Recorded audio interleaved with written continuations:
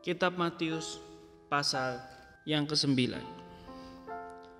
Yesus naik ke dalam perahu lalu menyeberangi danau kembali ke kampung halamannya. Di situ orang membawa kepadanya seorang yang lumpuh dan terbaring di tikar. Waktu Yesus melihat betapa besar iman orang-orang itu, ia berkata kepada orang lumpuh itu, "Tabahlah anakku, dosa-dosamu sudah diampuni." Beberapa guru agama yang ada di situ berkata di dalam hati, "Orang ini menghina Allah." Yesus tahu pikiran mereka, jadi ia berkata, "Mengapa pikiranmu sejahat itu? Manakah yang lebih mudah, mengatakan dosamu sudah diampuni atau mengatakan bangunlah dan berjalan? Tetapi sekarang aku akan membuktikan kepadamu bahwa di atas bumi ini Anak Manusia berkuasa untuk mengampuni dosa."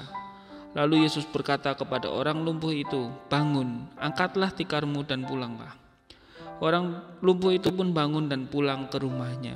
Waktu orang-orang melihat kejadian itu, mereka ketakutan dan memuji Allah, sebab Allah sudah memberikan kuasa yang begitu besar kepada manusia. Kemudian Yesus meninggalkan tempat itu. Sementara berjalan, ia melihat seorang penagih pajak bernama Matius sedang duduk di kantor pajaknya. Yesus berkata kepadanya, "Mari ikut aku." Maka Matius berdiri dan mengikuti Yesus. Waktu Yesus sedang makan di rumah Matius, datanglah banyak penagih pajak dan orang-orang yang dianggap tidak baik oleh masyarakat ikut makan bersama-sama Yesus dan pengikut-pengikutnya. Ada orang-orang Farisi yang melihat hal itu dan mereka bertanya kepada pengikut-pengikut Yesus, "Apa sebab gurumu makan bersama-sama dengan para penagih pajak dan orang-orang yang tidak baik?" Yesus mendengar pertanyaan mereka lalu menjawab, "Orang yang sehat tidak akan memerlukan dokter, hanya orang yang sakit saja.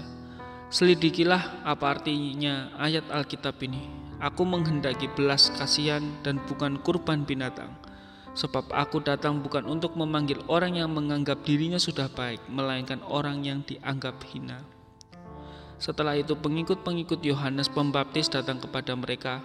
Lalu mereka bertanya, "Mengapa kami dan orang-orang Farisi berpuasa, sedangkan pengikut-pengikut Bapak tidak?" Yesus menjawab, "Bagaimanakah pendapat kalian? Bisakah tamu-tamu di pesta kawin bersedih hati kalau mempelai laki-laki masih ada bersama-sama dengan mereka? Tentu tidak.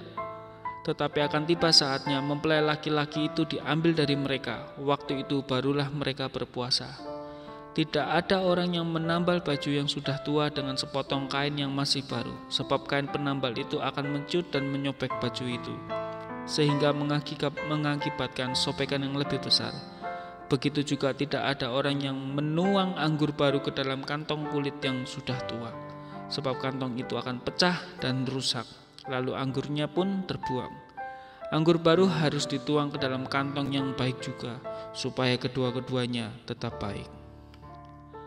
Sementara Yesus berbicara kepada pengikut-pengikut Yohanes Pembaptis, datanglah seorang pemimpin rumah ibadat. Ia berlutut di depan Yesus dan berkata, "Anak perempuan saya baru saja meninggal, tetapi sudilah datang untuk menjamah supaya hidup lagi." Yesus bangkit dan bersama pengikut-pengikutnya pergi dengan orang itu. Di tengah jalan, seorang wanita yang sudah 12 tahun lamanya sakit pendarahan yang berhubungan dengan haidnya datang mendekati Yesus dari belakang, dan ia berpikir, "Asal saja saya menyentuh jubahnya, saya akan sembuh." Lalu ia menyentuh ujung jubah Yesus. Saat Yesus menoleh dan melihat wanita itu, lalu berkata kepadanya, "Tabahlah anakku, karena engkau percaya kepadaku, engkau sembuh." Pada saat itu juga wanita itu sembuh. Kemudian Yesus sampai di rumah pemimpin ibadat itu. Ketika ia melihat pemain-pemain musik perkabungan dan banyak orang yang ribut-ribut, lalu ia berkata kepada mereka, "Keluarlah kamu semua, anak ini tidak mati, ia hanya tidur." Mereka semua mentertawakan Yesus. Sesudah orang-orang itu keluar, Yesus masuk ke dalam kamar anak itu dan memegang tangannya, lalu bangkitlah anak perempuan itu. Kabar itu tersebar ke seluruh daerah itu. Yesus menyembuhkan 2 orang buta. Yesus pergi dari situ dan di tengah jalan 2 orang buta mengikuti dia. Mereka berteriak, "Anak Daud, kasihanilah kami." Ketika Yesus masuk ke dalam rumah, kedua orang buta itu datang kepadanya. Yesus berkata kepada mereka, "Apakah kalian percaya bahwa aku dapat menyembuhkan kalian?" "Percaya, Pak," jawab mereka.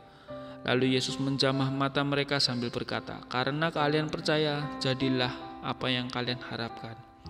Maka mereka bisa melihat. Yesus memperingatkan mereka dengan tegas supaya jangan memberitahukan hal itu kepada siapapun. Tetapi mereka pergi dan menyiarkan berita tentang Yesus ke seluruh daerah. Waktu kedua orang itu pergi, seorang bisu yang dikuasai oleh roh jahat dibawa kepada Yesus. Yesus mengusir roh jahat itu, dan pada saat itu juga orang itu bisa berbicara lagi. Orang banyak itu heran dan berkata, "Belum pernah kami melihat kejadian serupa ini di Israel." Tetapi orang-orang Farisi berkata, "Kepala roh-roh jahatlah yang memberi dia kuasa untuk mengusir roh-roh jahat itu." Demikianlah Yesus pergi berkeliling dari satu kota ke kota yang lainnya, dan dari satu kampung ke kampung lainnya. Ia mengajar di rumah-rumah ibadat dan mewartakan kabar baik tentang bagaimana Allah memerintah sebagai Raja. Ia menyembuhkan orang-orang yang menderita segala macam penyakit dan cacat badan. Waktu Yesus melihat orang banyak itu, ia kasihan kepada mereka sebab mereka kebingungan dan tidak berdaya, seperti domba yang sudah tidak punya gembala. Lalu Yesus berkata kepada pengikut-pengikutnya, "Panennya banyak, tetapi penuaiannya hanya sedikit. Sebab itu mintalah kepada pemilik kebun itu supaya ia mengirim penuai untuk panennya." Amin.